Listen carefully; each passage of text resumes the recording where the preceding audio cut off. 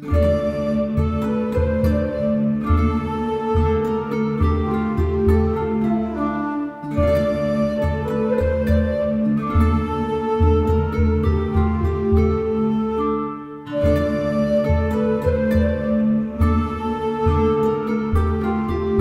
le repas pascal, il y a plusieurs aliments symboliques que nous allons vous présenter.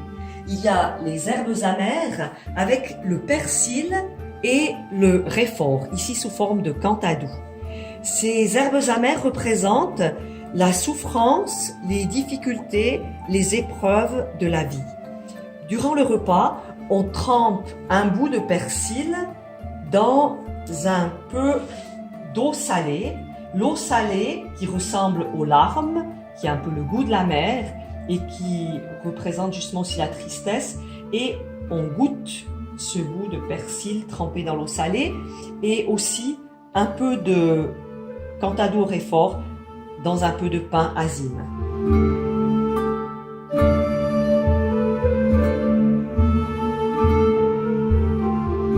Heureusement, dans la vie, il n'y a pas que les choses douloureuses. Alors, nous avons ici la recette qui est un mélange de figues, de dattes et de miel, qui est un symbole donc de douceur de vivre.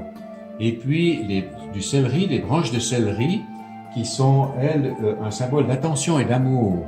Alors, pour mettre en valeur le fait que nous avons des bons moments dans la vie, voilà, on prend un peu de recette avec la branche de céleri et on va manger en pensant à tous ces bons moments de notre vie.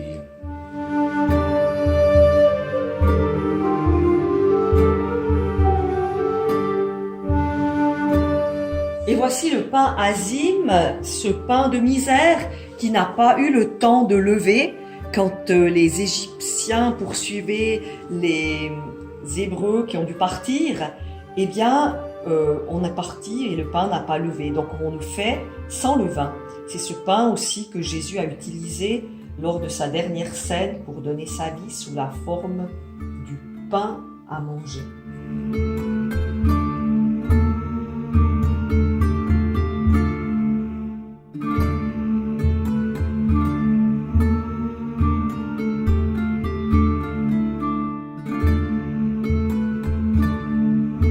Et le deuxième aliment qu'on retrouve aussi dans l'Eucharistie, qui est justement le vin.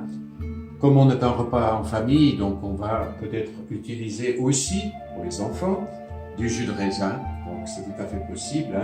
Le vin, c'est le symbole de la joie du temps qu'on partage. Mais on a aussi l'habitude chez nous, ici en Europe, de lever notre verre à la santé de quelqu'un. Et les Juifs ont cette habitude aussi de lever le verre à la santé du Seigneur. On aura plusieurs fois l'occasion, dans le cadre du repas, de lever notre verre à la santé du Seigneur et des participants de la soirée.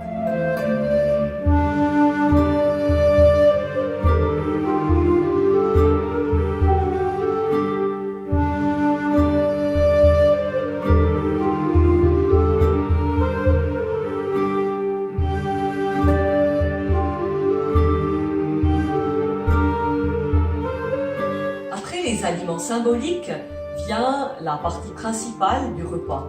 Souvent, dans cette partie, on mange de l'agneau pascal. Certaines familles juives mangent aussi des volailles. Vous accompagnez cela avec tout ce que vous aimez, du riz, des pâtes, des légumes, des salades et même des desserts. Et surtout, n'oubliez pas les desserts. Et...